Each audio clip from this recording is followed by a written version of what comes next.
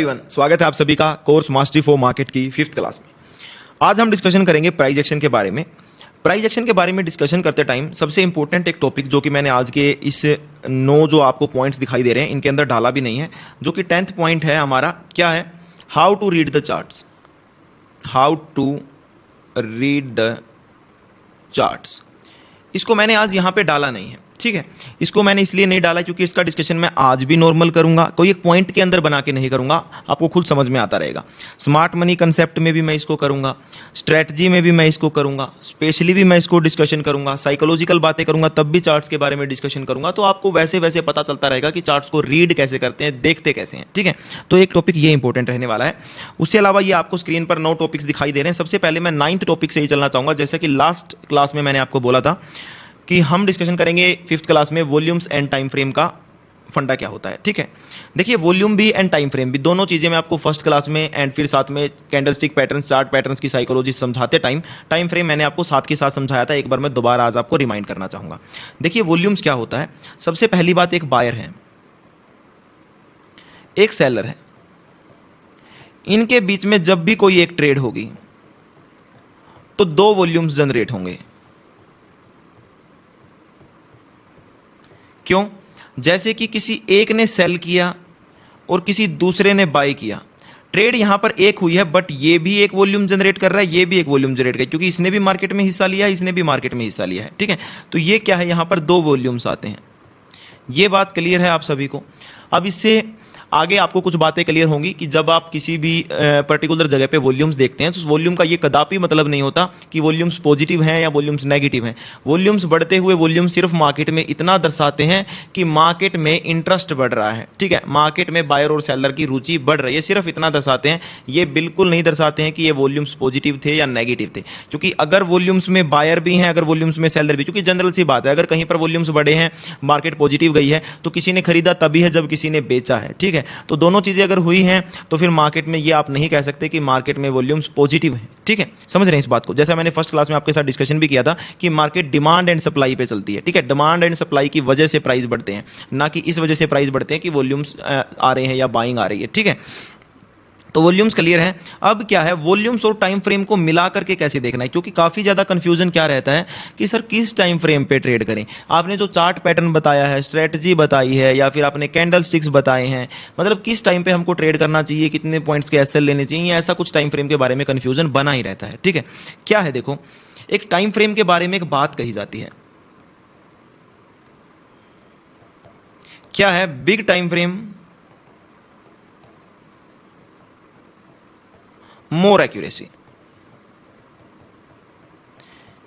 अब इस बात पर आपके दिमाग में क्वेश्चन होना चाहिए कि ऐसा होता क्यों है, क्यों होता है। अब मेरे को एक बात बताओ, 1 मिनट का टाइम फ्रेम है, एक कैंडल बनी है यहां पर, मान लो ये है, ठीक है। अब 1 मिनट के अंदर इस कैंडल के अंदर मान लो एक बार कि 500 क्वांटिटी जनरेट हुई है, 500 वॉल्यूम्स, 1000 वॉल्यूम्स जनरेट हुए हैं या 500 वॉल्यूम जनरेट हुए हैं। एक बार एग्जांपल के लिए कोई भी मान लो 500 क्वांटिटी ट्रेड हुई है, ठीक है। 500 क्वांटिटी यहां पर ट्रेड हुई है। अब इसके साथ में 3 मिनट के टाइम फ्रेम पर क्या होगा, हो सकता है 3 मिनट के टाइम फ्रेम पर 1 मिनट से ज्यादा, कुछ भी ज्यादा हो सकता है। एग्जाम्पल के लिए मान लो 3 मिनट के टाइम फ्रेम पर आपकी 2000 क्वांटिटी जो है ट्रेड हुई है। 5 मिनट के टाइम फ्रेम पर आपकी 5000 क्वांटिटी ट्रेड हुई है, 5000, ठीक है, क्वांटिटी ट्रेड हुई है। वैसे ही 15 मिनट पे 50,000 मान लो, कोई भी, ठीक है। तो ज्यादा क्वांटिटी ट्रेड हो रही है, मतलब जनरल सी बात है, 1 मिनट में जितना ट्रेडिंग हुआ होगा, 5 मिनट में उससे ज्यादा ट्रेडिंग हुआ मिलेगा, 15 मिनट में उससे ज्यादा ट्रेडिंग हुआ मिलेगा, ठीक है। तो ये सब आपको यहां पर दिखाई दे रहा है कि इस प्रकार से ट्रेड हो रही है। मीन्स कहने का मतलब ये है कि 1 मिनट का टाइम फ्रेम, मान लो 5 मिनट का टाइम फ्रेम, मान लो 15 मिनट का टाइम फ्रेम, मान लो 1 घंटे का टाइम फ्रेम, अगर इन सब के लो सेम है तो आप मेरे को बात बताओ, 4 टाइम फ्रेम रखें यहां पर, 1 मिनट का, 5 मिनट का, 15 मिनट का और यहां पर 1 आवर का, अलग अलग चार्ट्स में रखे हैं।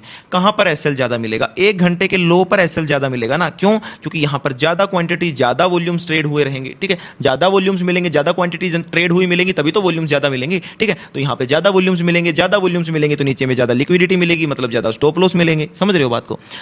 तो उस प्रकार से मार्केट में कहा जाता है कि बड़ा टाइम फ्रेम मतलब बड़ी कन्विक्शन। मुझे पता है कि मार्केट किसी भी 1 घंटे की कैंडल के हाई लो को ब्रेक कर रही है, तो वहां पर वॉल्यूम्स ज्यादा है, ज्यादा वहां पर क्वांटिटी ट्रेडेड है, ज्यादा वहां पे लिक्विडिटी है, ज्यादा वहां पे स्टॉप लॉस है, तो 1 घंटे के टाइम फ्रेम पर हमें कन्विक्शन ज्यादा आती है। अब इसका मतलब ये नहीं है कि हमें 1 घंटे का टाइम फ्रेम ट्रेड करना है, मतलब ये है कि हम अगर बड़े टाइम फ्रेम से छोटे टाइम फ्रेम की तरफ एनालिसिस करते हुए आए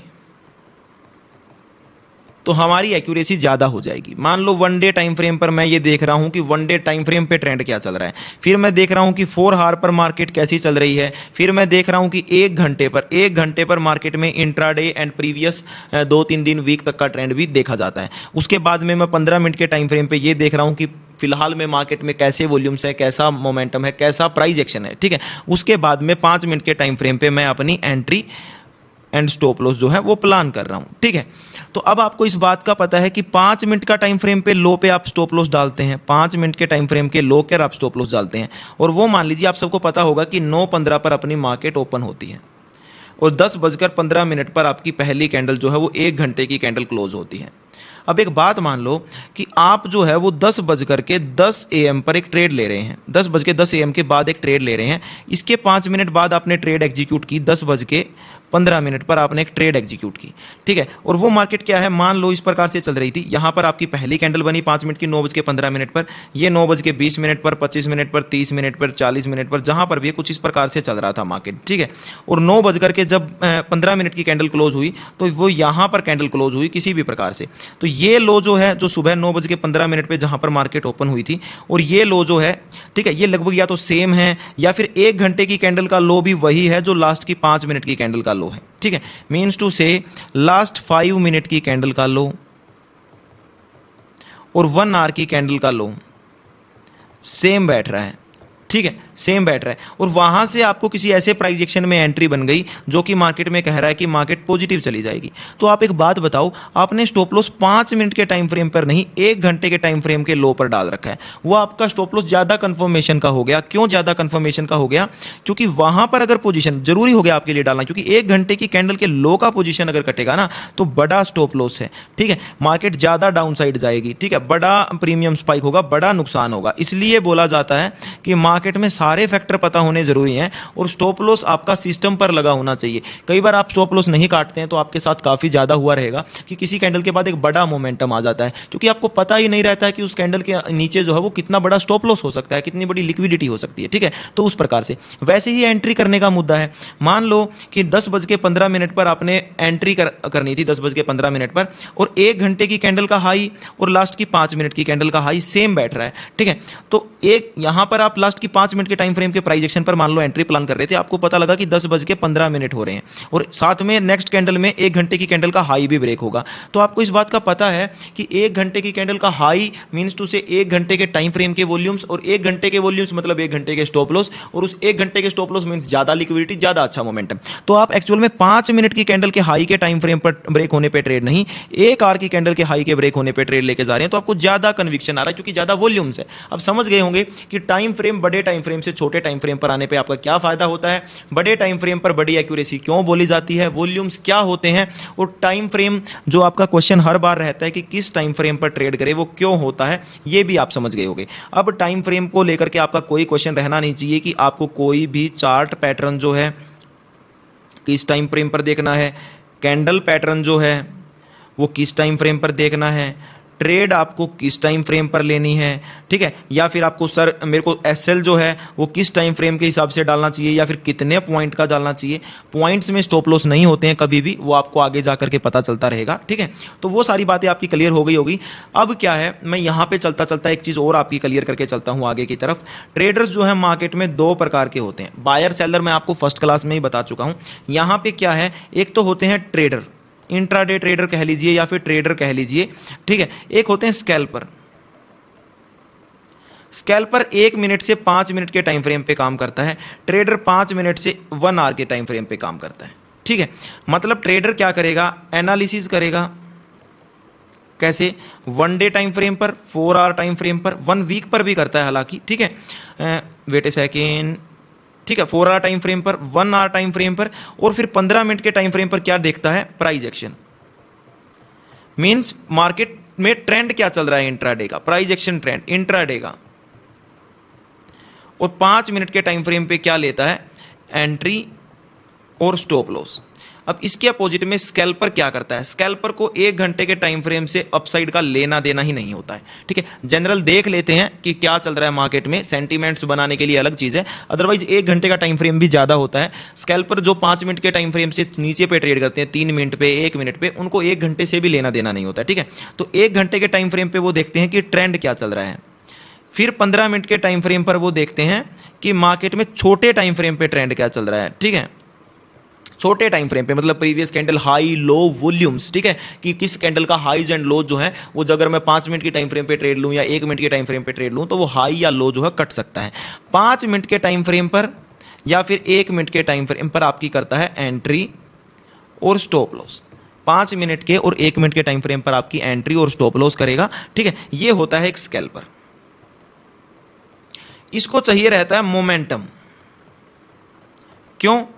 क्योंकि ये 1 मिनट के टाइम फ्रेम पे ट्रेड कर रहा है। ठीक है, इसका एसएल काफी ज्यादा जल्दी कट जाने वाला है, क्योंकि छोटे छोटे से एसएल लेगा, छोटे छोटे से टारगेट लेगा। तो इसको यही चाहिए है, क्योंकि अगर मार्केट में मोमेंटम नहीं रहेगा, मार्केट थोड़ा साइडवेज रहेगी। 1 मिनट की कैंडल हो सकता है 5 पॉइंट का एसएल दे रही हो, निफ्टी में हो सकता है 10 पॉइंट तक का भी दे रही हो। इससे ज्यादा 1 मिनट की टाइम फ्रेम पर अगर सुबह में कर रहे हो, 15 मिनट की सुबह की मार्केट ओपन होती ही, तो हो सकता है 15 से 20 पॉइंट तक का भी आपका एसएल जाए, लेकिन वहां पे टारगेट बड़े होते हैं। जैसा अगर आप मुझको लाइव में देखते होंगे तो मैं सुबह में करता हूं। ठीक है, तो वो चीज है। तो यहां पर क्या है कि 1 मिनट के टाइम फ्रेम पर 5 पॉइंट का या 10 पॉइंट का एसएल, अगर मार्केट 10-15 मिनट तक या 5-10 मिनट तक साइडवेज रही तो फिर क्या है, मार्केट उतना तो डीके ही खा जाएगी। ठीक है, उतना तो डीके खा जाएगी, वोलेटिलिटी में एसएल हिट कर देगी। तो इसलिए इसको क्या चाहिए है, मोमेंटम चाहिए। तुरंत में एंट्री, तुरंत में एसएल, तुरंत में टारगेट, मोमेंटम चाहिए। ठीक है, तो अब आप समझ रहे होंगे कि एक स्कैल्पर और एक ट्रेडर में क्या फर्क होता है, टाइम फ्रेम कैसे चूज करना होता है, टाइम फ्रेम का क्या महत्व होता है, वॉल्यूम्स क्या होते हैं, वॉल्यूम्स का क्या महत्व होता है, बड़े टाइम फ्रेम पर बड़ी एक्यूरेसी या ज्यादा एक्यूरेसी क्यों बोली जाती है।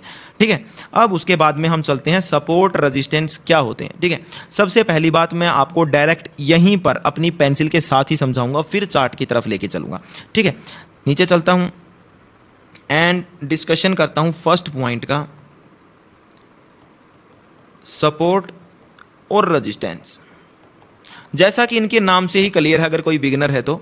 ठीक है, सपोर्ट क्या होता है, जो आपको सहारा दे। ठीक है, कि मेरे फादर जो हैं वो मुझे बहुत सपोर्ट करते हैं। ठीक है, रेजिस्टेंस क्या होता है, देखो अगर आपने साइंस पढ़ी होगी तो देखा होगा ना कि वायर्स के अंदर एक रेजिस्टेंस होता है जो करंट को रोकता है। ठीक है, ऐसा कुछ पढ़ा रहेगा आपने। ठीक है, रेजिस्टेंस क्या होता है, रोधक, रोकने वाला। ठीक है, तो ये क्या है, सपोर्ट। मार्केट हमेशा किस ट्रेंड में रहती है, ठीक है, पॉजिटिव में। मार्केट में अगर आप वीकली, मंथली टाइम फ्रेम की तरफ बढ़ोगे या फिर ईयरली टाइम फ्रेम की तरफ बढ़ोगे, हालांकि ईयरली टाइम फ्रेम नहीं होता, बड़ा हो गया, तो अगर आप मोस्ट ऑफ द टाइम्स आपको मंथली टाइम फ्रेम पर मार्केट क्या दिखाई देगी, पॉजिटिव ट्रेंड के अंदर दिखाई देगी, छोटे मोटे पुल बैक्स को छोड़ करके। ठीक है, तो क्या है सपोर्ट, पॉजिटिव टाइम फ्रेम पर, पॉजिटिव मार्केट के अंदर सपोर्ट क्या है, जो कि मार्केट को सपोर्ट करता है, ऊपर बढ़ने में मदद करता है। मतलब मार्केट अगर पॉजिटिव जा रही है, कहीं पर नीचे गिरती है और कहीं पर उसको क्या मिलता है, सपोर्ट मिलता है, तो मार्केट वहां से पॉजिटिव जा सकती है। ठीक है, इसी प्रकार से मार्केट कहीं पर पॉजिटिव जा रही थी और उसको अपसाइड में क्या मिलता है, रेजिस्टेंस, कोई रोकने वाला मिलता है, तो मार्केट डाउन साइड आ सकती है। ठीक है, और अगर सपोर्टर जो है सपोर्ट करता रहेगा नीचे से और रेजिस्टेंस अपसाइड से रेजिस्टेंट करता रहेगा, रोकता रहेगा, तो मार्केट साइडवेज जा सकती है। ठीक है, एक अक्यूमुलेशन फेज आ सकता है, साइडवेज फेज आ सकता है, इसको अक्यूमुलेशन फेज भी बोलते हैं। ठीक है, तो ये कुछ इस प्रकार से रह सकता है। तो यहां पे आपको 3 चीजें डिफाइंड हो गई, up trend, down trend and sideways. अब देखिए कैसे, सपोर्ट क्या है, सपोर्ट पर क्या होते हैं, बायर होते हैं। क्यों, मार्केट हमेशा, जैसा मैंने आपको आसान भाषा में बताया कि मार्केट हमेशा ही पॉजिटिव रहती है, बाकी सब पुल बैक है। मार्केट कभी ऐसा नहीं हुआ कि मार्केट गिरा और दोबारा अपने रेजिस्टेंस को क्रॉस नहीं किया, दोबारा एक नया हाई नहीं लगाया, तो बाकी क्या है, सब आलतू फालतू। रेजिस्टेंस जो है, मंदड़िए जो है, सेलर्स जो हैं, वो क्या है, आते रहेंगे जाते रहेंगे, लेकिन ऐसा कभी नहीं होगा कि मार्केट सेलर्स को क्रॉस करके दोबारा से बाइंग साइड में ना जाए, ये जाती रहेगी। ठीक है, जब तक हम स्ट्रॉन्ग रहेंगे, जब तक इकोनॉमी अच्छी रहेगी, जब तक देश में ग्रोथ होती रहेगी, मार्केट बढ़ता रहेगा। ठीक है, इंडिया तो वैसे एक इमर्जिंग कंट्री है। तो क्या है, जहां से बायर्स, जहां पर बायर बैठा हो, सपोर्ट होता है, जहां पे सेलर बैठा हो, रेजिस्टेंस होता है। इतना क्लियर है। ठीक है, अब एक बात मानो कि यहाँ पर मार्केट ने सपोर्ट लिया, मार्केट रेजिस्टेंस से रेजिस्टेंस ले लिया मार्केट ने, फिर इस सपोर्ट से सपोर्ट ले लिया, इस रेजिस्टेंस से फिर रेजिस्टेंस ले लिया।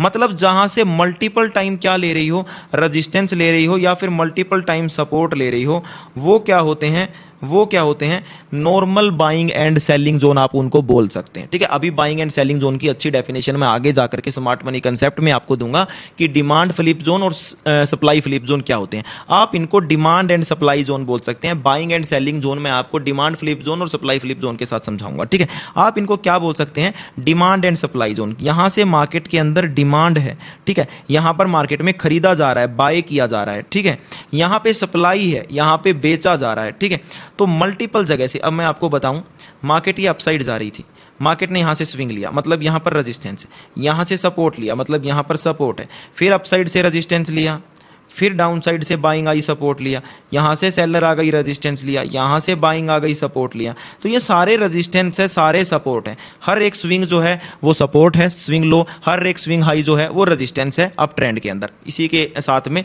Vice versa opposite, market down side आ रही है, ये एक सपोर्ट है, अपसाइड गई, ये एक रेजिस्टेंस है, डाउन साइड आई, एक सपोर्ट है, अपसाइड गई, एक रेजिस्टेंस है, डाउन साइड गई, एक सपोर्ट है, अपसाइड गई, एक रेजिस्टेंस है, इस प्रकार से। ठीक है, तो ये आपको दिखाई दे रहे हैं।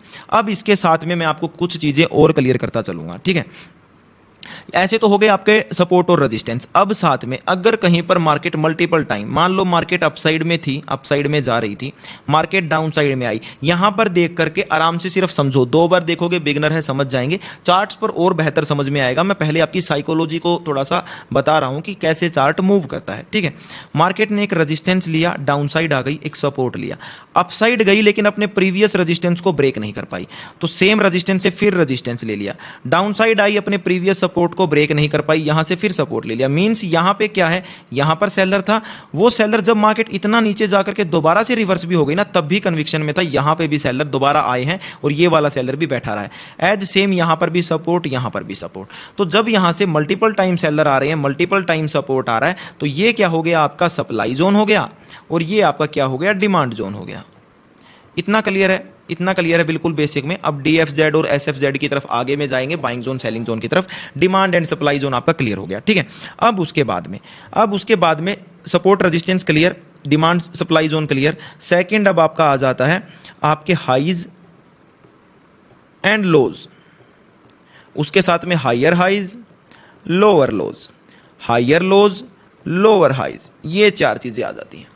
क्या होता है, क्या HL, LL, HL, LH क्या लिख दिया है सर जी? देखो, हाइज एंड लोज क्या है, जैसा मैंने आपको अभी बताया, मार्केट जा रही थी अपसाइड में, ठीक है, मार्केट ने ले लिया पुल बैक, ठीक है, ये आपका एक हाई लगा दिया, क्लियर है, यहां से सपोर्ट ले लिया, अपसाइड चली गई, ये आपका एक लो लगा दिया, प्रीवियस हाई को ब्रेक करके अपसाइड चली गई, ये आपका एक और हायर हाई लगा दिया, यहां से रेजिस्टेंस, इस हाई को ब्रेक करके अपसाइड एक हाई लगाया, तो आपका क्या हो गया, हायर हाई हो गया।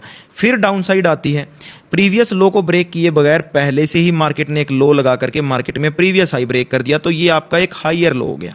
प्रीवियस वाले लो के अपसाइड है, तो इसलिए क्या हो गया, हायर लो हो गया। ठीक है, फिर प्रीवियस वाला हाई जो है आपका ब्रेक कर दिया, अपसाइड चली गई, तो एक और हायर हाई लगा दिया, क्लियर है।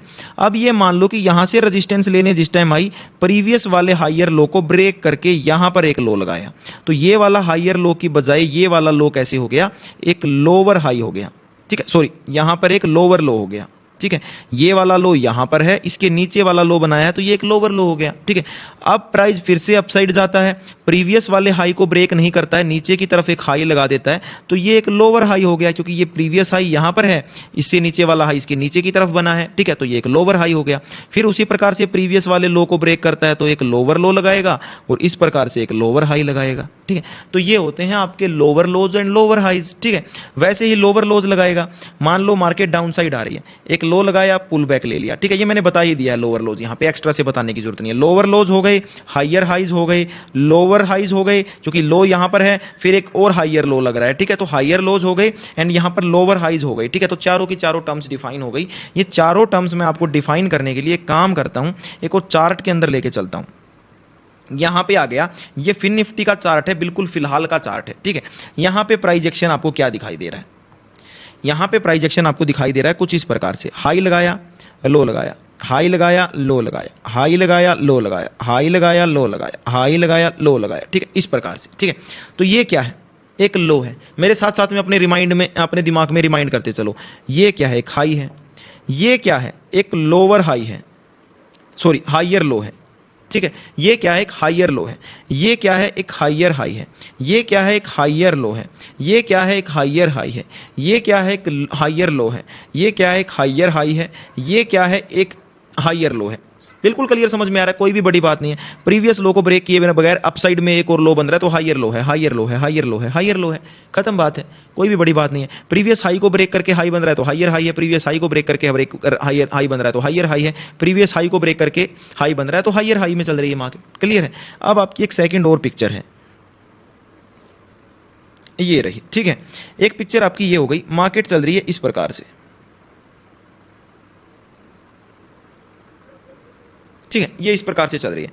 ये क्या है आपका, एक हाई है, ये क्या है, एक लो है, ये क्या है आपका, ये सोचो ये क्या है, जल्दी से सोचो अपने दिमाग में, ये क्या है, ये क्या है आपका, एक लोअर हाई है जो कि प्रीवियस वाले हाई के डाउन साइड बना है। ये क्या है आपका, एक लोअर लो है क्योंकि प्रीवियस वाले लो के डाउन साइड बना है। ये क्या है, एक नया लोअर हाई, ये एक नया लोअर हाई, ये एक नया लोअर लो, ठीक है। प्रीवियस वाले लो को ब्रेक करके डाउन साइड बन रहा है तो नया लोअर लो है, प्रीवियस वाले हाई को बिना ब्रेक किए डाउन साइड बन रहा है तो लोअर हाई है। मतलब लोअर हाईज डाउन साइड में शिफ्ट होते जाते हैं तो मार्केट में डाउन ट्रेंड रहता है, या मार्केट में लोअर लोज बनते चलते हैं तो मार्केट में डाउन ट्रेंड रहता है, ठीक है। हर बार प्रीवियस लो ब्रेक होता रहेगा तो मार्केट डाउन ट्रेंड है, हर बार प्रीवियस हाई ब्रेक होता रहेगा तो मार्केट में अप ट्रेंड है। क्लियर है। उसी प्रकार से हर बार अगर लोअर हाईज बन रहे हैं, प्रीवियस हाई बिना ब्रेक हुए लोअर हाई बन रहा है, प्रीवियस हाई बिना ब्रेक हुए लोअर हाई बन रहा है तो मार्केट में डाउन ट्रेंड है। और अगर हर बार प्रीवियस हाई ब्रेक होकर के नया हाई बन रहा है या फिर बिना प्रीवियस लो को ब्रेक किए एक अपसाइड हाई बन रहा है, ठीक है, ये एक प्रीवियस लो हो गया, इसको बिना ब्रेक किए एक अपसाइड बन रहा है हाइयर लो, तो अप ट्रेंड चल रहा है। समझ गए बात को, आराम से देखना, कोई बिगिनर हुआ नहीं समझ में आई रहेगी तो HLLH में घूमना मत, आसानी से सिर्फ इतना सोचना कि एक लो को बिना ब्रेक किए अपसाइड में एक नया लो हाइयर लो, एक लो को बिना ब्रेक किए अपसाइड में एक नया लो हाइयर लो, एक हाई को ब्रेक करके अपसाइड में एक नया हाई हाइयर हाई, इसी प्रकार से वाइस वर्सा डाउन ट्रेंड में। क्लियर है। तो ये हो गया। अब इसके साथ में मैं आपको एक चीज़ और यहीं पे समझा के चलता हूं जो कि आ जाती है आपकी ट्रेंड लाइन। ट्रेंड देखो, एक तो लाइन नहीं होती ट्रेंड कोई भी, ठीक है, ट्रेंड एक जोन होता है, ठीक है, ट्रेंड एक जोन होता है, उसको प्लॉट किया जाता है एक जोन की तरह। लेकिन क्या है, मीन्स टू से आपको ट्रेंड लाइन के सहारे मान लो कि ये, पहले तो ये बताता हूं मैं आपको प्लॉट कैसे की जाती है। देखो, मार्केट डाउन ट्रेंड में थी, एक लो से मार्केट ने सपोर्ट ले लिया, वेट ए सेकेंड, हाँ जी, सपोर्ट ले लिया, अपसाइड में गई, डाउन साइड में आ गई, एक कहीं से फिर से सपोर्ट ले लिया, तो ये वाला लो और ये वाला लो, ठीक है, दोनों को मिला करके एक लाइन खींच दो, ये आपकी एक ट्रेंड लाइन हो गई। ये आपकी एक सपोर्ट ट्रेंड लाइन है। सपोर्ट ट्रेंड लाइन क्यों? क्योंकि अप ट्रेंड में बनी है, मार्केट अपसाइड जा रही है, लोज जो है वो हाइयर लोज की तरफ शिफ्ट हो रहे हैं, ठीक है। तो जब मार्केट दोबारा से इस पे आएगी तो इस प्रकार से चलेगी, ठीक है। अब ये 3 बार वाला फंडा मैं अभी आपको समझाऊंगा, तीसरी बार, चौथी बार, 5वीं बार, 6ठी बार किस प्रकार से ट्रेडिंग में आपका कन्विक्शन रहना चाहिए। उसी प्रकार से मार्केट अगर डाउन साइड आ रही है तो प्रीवियस 2 हाइज को प्लॉट करके इस प्रकार से जोड़ दो, ये एक रेजिस्टेंस ट्रेंड लाइन हो गई, रेजिस्टेंस ट्रेंड लाइन हो गई। ये क्या था, एक हाई था, ये क्या था, एक लोअर हाई था, तो हाई और लोअर हाई को जोड़ दिया तो मार्केट में एक रेजिस्टेंस ट्रेंड लाइन बन गई। या फिर नीचे से इस प्रकार से जोड़ दिया तो ये मार्केट में एक सपोर्ट ट्रेंड लाइन बन गई। अगर दोनों पैरेलल चल रही हैं तो एक पैरेलल चैनल बन गया, ठीक है। क्लियर है इतनी बात, क्लियर है इतनी बात। अब इसमें आपको क्लियर यहाँ पे दिखाई दे जाएगी कि यहाँ से एक ट्रेंड लाइन आ रही है इस प्रकार से, ठीक है। फिर निफ्टी का बिल्कुल फिलहाल का चार्ट है, यहाँ से एक ट्रेंड लाइन आ रही है इस प्रकार से, तो मार्केट में एक चैनल पैटर्न चल रहा है, ठीक है। वैसे ही आपको डाउन साइड दिखाई दे जाएगा, एक ट्रेंड लाइन चल रही थी इस प्रकार से, एक ट्रेंड लाइन चल रही थी इस प्रकार से, तो एक चैनल पैटर्न के अंदर चल रही थी फिर निफ्टी। क्लियर है इस बात का। 15 मिनट का टाइम फ्रेम लगा हुआ है, ठीक है। तो अभी हम चलते हैं कहां पर, दोबारा से अपने प्राइस एक्शन वाले टॉपिक्स पर कि क्या क्या हमें और डिस्कशन करना है। काफ़ी सारी चीज़ें एक दूसरे में समझ करके हम डिस्कशन करते चलेंगे, ठीक है। अब क्या है, हमारा सपोर्ट रेजिस्टेंस हो गया, डिमांड फ्लिप जोन हमने इसी में कर दिया, ठीक है। हाई लोज हो गया, हाइयर हाइज हाइयर लोज ये सारे हो गए। बात आ गई ब्रेकआउट एंड ब्रेकडाउन की। ब्रेकआउट एंड ब्रेकडाउन क्या होता है, सबसे बेसिक टर्म से चलते हैं। कैसे, देखो, मार्केट चल रही थी अपसाइड में, ये लगा दिया एक हाई। अब जनरल सी बात है, ये हाई लगाया तो यहां पे कोई रेजिस्टेंस है, मार्केट ने ये लगा दिया यहां पर लो, जब भी इस रेजिस्टेंस को ब्रेकआउट करेगी, ये एक ब्रेकआउट है, जब भी इस रेजिस्टेंस को ब्रेक करेगी अपसाइड में तो ये एक ब्रेकआउट है, ठीक है। या फिर मान लो कि इस वाले रेजिस्टेंस से मार्केट ने ये ब्रेकआउट किया ही नहीं, यहां से मार्केट रिवर्स हो गई, जब भी इस सपोर्ट को डाउन साइड में ब्रेक करेगी ये ब्रेक डाउन है। अभी कितना अच्छे तरीके से इसको ट्रेड करना होता है, कैसे ट्रेड करना होता है, ब्रेकआउट ब्रेकडाउन कितने टाइप्स के होते हैं, वो आगे जाकर के डिस्कशन करूंगा, बेसिक समझो फिलहाल, ठीक है। तो ये एक ब्रेकआउट हो गया, ब्रेकडाउन हो गया। अब इससे अलावा वैसे ही ये देखो मार्केट अपसाइड गई, डाउन साइड आई, रेजिस्टेंस लिया, सपोर्ट लिया, अपसाइड गई, रेजिस्टेंस लिया, डाउन साइड आई, यहां पे सपोर्ट ना लेके ब्रेक कर देती तो क्या बन जाता, डबल टॉप, जो कि मैंने आपको पढ़ाया है। अगर यहां पर इस रेजिस्टेंस के अपसाइड की लिक्विडिटी लेके आई रहती तो ये ज्यादा कंफर्मेशन का होता ब्रेकडाउन पे। हो सकता है हम इस लिक्विडिटी पर आगे स्मार्ट मनी कंसेप्ट्स में जो मैंने आपको बताया था यहां पर भी ट्रेड लेने लग जाएं। अच्छा, अगर हम मार्केट में अपसाइड यहां पर जाकर के इस प्रकार से मार्केट डाउन साइड आती तो ये मार्केट में एक आपको क्या दिखाई देता, हेड एंड शोल्डर दिखाई देता। अदरवाइज ये वाली वीक नहीं बनी होती तो ट्रिपल टॉप दिखाई देता आपको, ठीक है, इस प्रकार से। तो क्या है ब्रेकआउट एंड ब्रेकडाउन का मुद्दा, यहां पर मार्केट ने डबल टॉप बना दिया इस प्रकार से, तो ये रेजिस्टेंस है, ये रेजिस्टेंस है, ये पूरा एक रेजिस्टेंस है। रेजिस्टेंस को ट्रेंड लाइन के साथ नहीं, ज्यादातर रेजिस्टेंस जोन होते हैं, ठीक है, जोन मार्क करने होते हैं। चार्ट्स को जब रीड करेंगे तब बताएंगे हम कि कैसे जोन मार्क करने होते हैं। वैसे ही सपोर्ट एक जोन है, ठीक है, तो इसको अपसाइड में जब ब्रेक करेगी ब्रेकआउट, इसको डाउन साइड में जब ब्रेक करेगी ब्रेक डाउन। अब इस बात का ध्यान रखना कि ब्रेकआउट एंड ब्रेकडाउन के काफी सारे टाइप्स होते हैं और आजकल मार्केट के अंदर ब्रेकआउट एंड ब्रेकडाउन सबसे ज्यादा फेल होते हैं, सबसे ज्यादा फेक होते हैं, ठीक है, फेलियर देखने को मिलता है। तो कैसे इनको ट्रेड करना होता है, कैसे इनको इग्नोर करना होता है, क्या क्या इनमें ड्रॉबैक्स रहेंगे, उनका डिस्कशन हम नेक्स्ट वाली क्लास में करेंगे। फिलहाल बेसिक जान लिया है हमने ब्रेकआउट एंड ब्रेकडाउन होते क्या है, ठीक है। अब उसके बाद में ट्रेंड लाइन हमारा हो गया, बात आ गई हमारे ट्रेंड की। जनरल सी बात है, up trend and down trend हम समझ चुके हैं, हायर हाइज में एंड लोअर लोज में हम up trend and down trend को समझ चुके हैं। बात आ गई आपकी अक्यूमुलेशन की। अक्यूमुलेशन होता है साइडवेज, जो कि मैंने अभी आपको डिस्कशन करते टाइम बताया था। अक्यूमुलेशन यहां पर, ठीक है, ये एक अक्यूमुलेशन है जब मार्केट एक स्पेसिफिक रेजिस्टेंस से रेजिस्ट कर रही हो, स्पेसिफिक सपोर्ट से सपोर्ट ले रही हो, तो ये एक अक्यूमुलेशन फेज होता है। हम इसको साइडवेज भी बोल देते हैं, साइडवेज बोल देते हैं, या फिर एक मार्केट किसी रेक्टेंगुलर पैटर्न, एक रेक्टेंगल के अंदर ट्रेड कर रही है, ठीक है, ये रेक्टेंगल आपको दिख रहा है तो रेक्टेंगुलर पैटर्न भी बोल देते हैं। इसके अपसाइड भी लिक्विडिटी है, इसके डाउन साइड भी लिक्विडिटी, दोनों साइड। बट लिक्विडिटी कैसे ट्रेड करनी है, ब्रेकआउट ब्रेकडाउन कितने टाइप्स के होते हैं, discussion in the next class, ठीक है। अब उसके बाद में चैनल्स का डिस्कशन मैंने अभी आपको फिबोनाची दिखाते हुए किया कि चैनल्स क्या होते हैं। Supply zone and demand zone मैंने डिस्कशन आपको किया है कि जहां पर मार्केट बार बार रजिस्ट कर रही हो दैट सप्लाई जोन, बार बार में सपोर्ट ले रही हो दैट से डिमांड जोन, ठीक है, मतलब वहां पर बायर बैठे हैं वहां पे डिमांड जोन, जहां पे सेलर बैठे हैं वहां पे सप्लाई जोन। सिर्फ इतना बेसिक फिलहाल के लिए जान लिया है वो काफी है। वॉल्यूम एंड टाइम फ्रेम के बारे में भी डिस्कशन हमारा हो चुका है। अब आपको इन सारी बेसिक टर्म्स का पता है कि क्या होती हैं, क्यों होती हैं, कैसे होती हैं। अब हम आपके लिए नेक्स्ट क्लास में जो डिस्कशन करेंगे वो ब्रेकआउट एंड ब्रेकडाउन्स एंड इनके टाइप्स नंबर 3 का डिस्कशन करेंगे, ठीक है। उसके साथ में हम डिस्कशन करेंगे आपके बाइंग जोन, सेलिंग जोन और how to read the charts, ठीक है, जो कि मैंने आपको बताया था, how to read the charts, ठीक है। इन चीजों का डिस्कशन हम अब नेक्स्ट क्लास में करेंगे। मेजर रहेगा हमारा how to read the charts, ठीक है। इस क्लास को बिगिनर कम से कम 2 बार जरूर देखे। बस नेक्स्ट वाली क्लास लगने के बाद हमारा प्राइजेक्शन समाप्त हो जाएगा। 1-2 चीजें जो बचेंगी वो साथ साथ में स्मार्ट मनी कंसेप्ट में चलेंगी, या फिर हो सकता है चलो एक छोटी क्लास में और भी ले लूं, मतलब 1 से 2 क्लास के बाद में हम how to read the charts निकलने के बाद में स्मार्ट मनी कंसेप्ट की तरफ बढ़ने वाले हैं। तो धैर्य रखिए दोस्तों, आप ट्रेडिंग में आगे की तरफ चलते जा रहे हैं। आगे आपके बड़े बड़े टॉपिक्स जहां पर आपको इंस्टीट्यूशनल माइंडसेट के बारे में पता लगेगा इन द वे है, ठीक है। तो चलिए मिलते हैं नेक्स्ट क्लास में। धन्यवाद, बाय बाय।